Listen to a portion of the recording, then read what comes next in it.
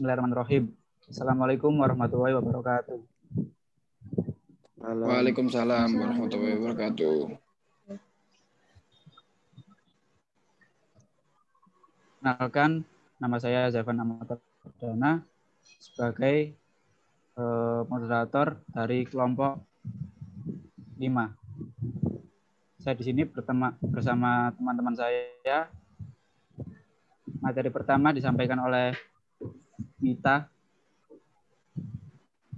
Materi kedua disampaikan oleh Ais. Materi ketiga disampaikan oleh Jafar. Dan materi keempat disampaikan oleh Heni. Dan materi kelima disampaikan oleh Bagus.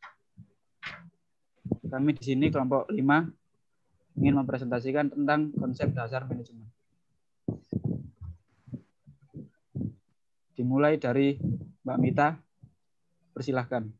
Oke, Assalamualaikum warahmatullahi wabarakatuh. Perkenalkan, nama saya Anizula Sasmita dengan nomor NIM 20030125.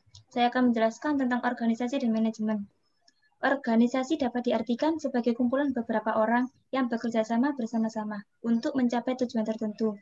Organisasi merupakan unsur yang dibutuhkan dalam kehidupan bermasyarakat dengan beberapa alasan, seperti organisasi digunakan untuk mendapatkan sesuatu yang tidak mungkin dapat kita lakukan sendirian.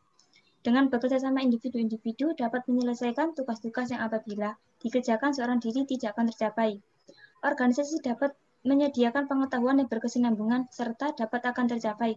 Organisasi, apapun bentuk organisasi itu diperlukan usaha-usaha untuk mengelola kegiatan dan orang-orang maupun unsur lainnya yang ada di dalam organisasi agar tercapai tujuan lebih baik. Sedangkan manajemen, semua bentuk organisasi di mana-mana orang-orang bekerja bersama mencapai tujuan yang telah ditetapkan. Secara spesifik ada 3 alasan utama dibutuhkannya manajemen dalam organisasi, yakni 1. Mencapai tujuan. Manajemen mempermudah pencapaian tujuan organisasi dan pribadi. 2. Menjaga keseimbangan di antaranya tujuan-tujuan yang saling bertentangan.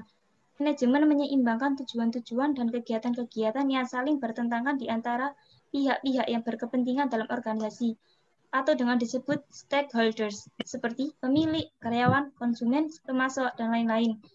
Yang ketiga, mencapai efisiensi dan efektivitas merupakan ukuran potensi organisasi, di mana dengan keberadaan manajemen ini diharapkan kinerja yang diberikan SDM dapat lebih efektif untuk mencapai tujuan organisasi, sehingga tujuan organisasi lebih cepat tercapai. Terima kasih. Bisa. Terima kasih, Mbak Mita. Sekarang materi yang kedua disampaikan oleh Ais dengan fungsi-fungsi manajemen. Persilahkan. Perkenalkan, nama saya Isma Rahila dengan nomor NIM 20030129. Di sini saya akan menjelaskan tentang fungsi-fungsi manajemen, yaitu terdiri dari 4 fungsi. Yang pertama, planning atau perencanaan, berfungsi untuk menyusun rencana dan strategi untuk mencapai tujuan organisasi. Yang kedua, organizing atau pengorganisasian, berfungsi dalam hal pembagian tugas dan kegiatan besar menjadi kecil untuk dibagikan pada para anggota sesuai keahlian masing-masing anggota organisasi. Dan yang ketiga, directing atau pengimplementasian, berfungsi untuk meningkatkan efektivitas dan efisiensi kinerja para anggota secara optimal dalam mencapai cita-cita perusahaan. Dan yang keempat, controlling atau pengawasan, berfungsi untuk menilai kerja para anggota sesuai standar yang telah dibuat. Terima kasih. Ya, baik. Terima kasih. Untuk materi selanjutnya, yaitu disampaikan oleh Mas Jafar. Silahkan. Oke. Assalamualaikum warahmatullahi wabarakatuh. Nama saya Jafar dengan NIM 2003-01250. Saya akan menjelaskan tentang kegiatan-kegiatan dalam fungsi manajemen.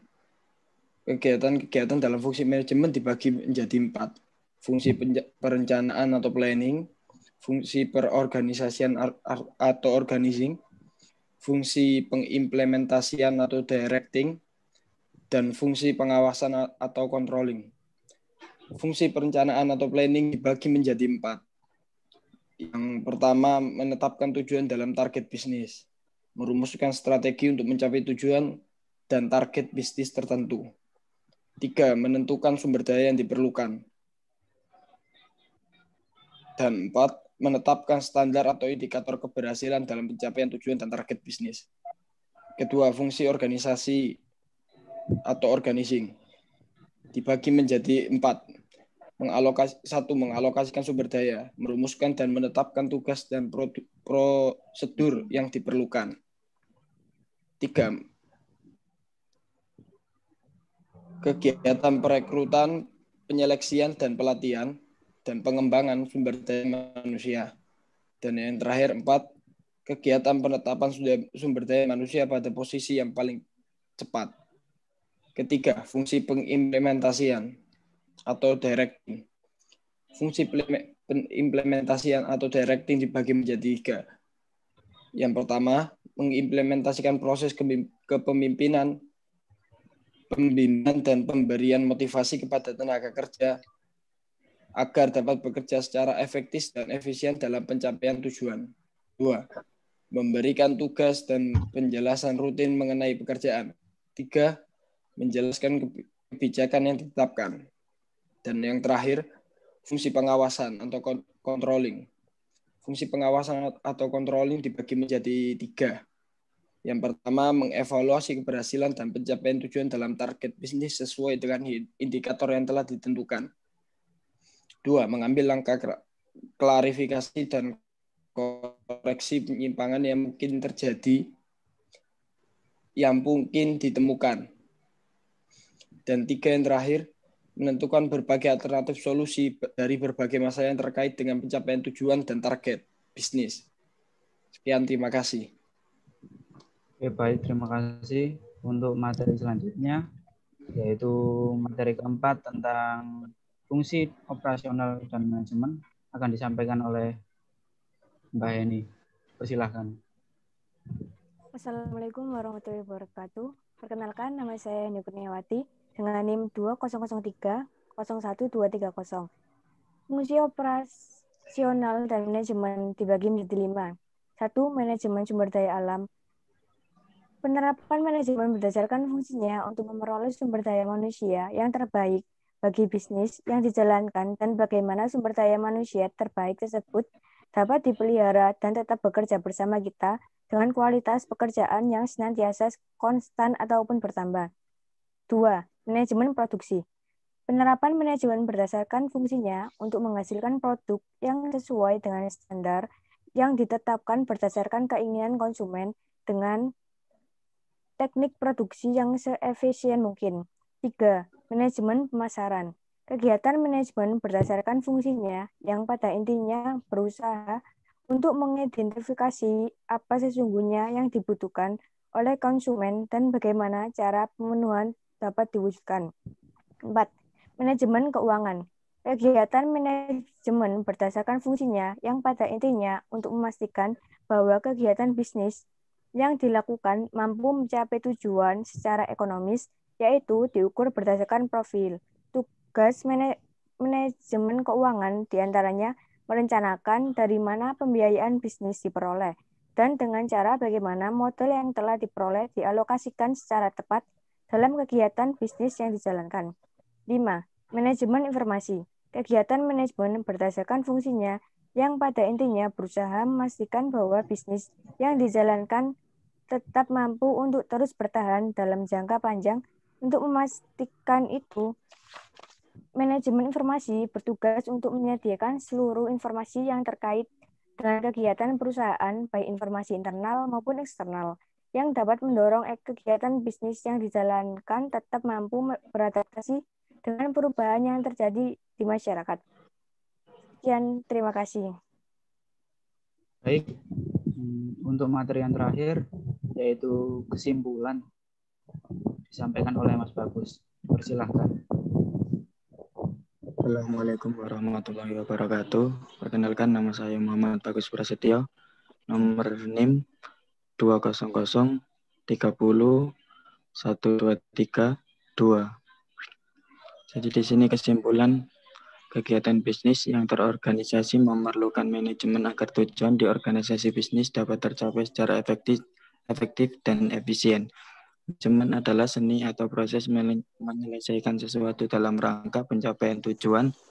Pada pelaksanaan proses ini terdiri dari perencanaan, perorganisasian, pengimplementasian, pengendalian, pengawasan yang juga dinamakan proses fungsional dalam manajemen.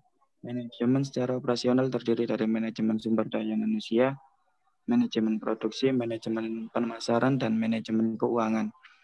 Operasional memiliki beberapa sumber daya, antara lain sumber daya manusia, sumber daya alam, sumber daya modal, dan sumber daya informasi. Agar tujuan organisasi dapat tercapai, maka diperlukan suatu sistem kelola yang disebut manajemen sehingga seluruh sumber daya dapat berfungsi secara efektif dan efisien, serta mampu memberikan hasil dan manfaat yang maksimal bagi organisasi. Manajemen terbagi atas dua bagian, yaitu yang pertama manajemen secara fungsional, yang kedua manajemen secara operasional. Manajemen secara fungsional terdiri atas 1. Perencanaan atau planning, 2. Perorganisasian atau organizing, 3. Pengimplementasian atau directing, 4. Pengawasan atau controlling. Manajemen secara operasional terdiri atas 5. Yang pertama manajemen sumber daya manusia, yang nomor 2 manajemen produksi, nomor 3 manajemen pemasaran, nomor 4 manajemen keuangan, nomor 5 manajemen informasi.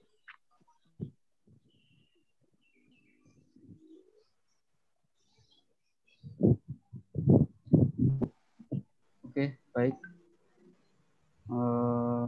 Terima kasih atas perhatiannya dan mohon maaf kalau ada salah kata yang kurang berkenan bagi kelompok kami, mohon dimaafkan.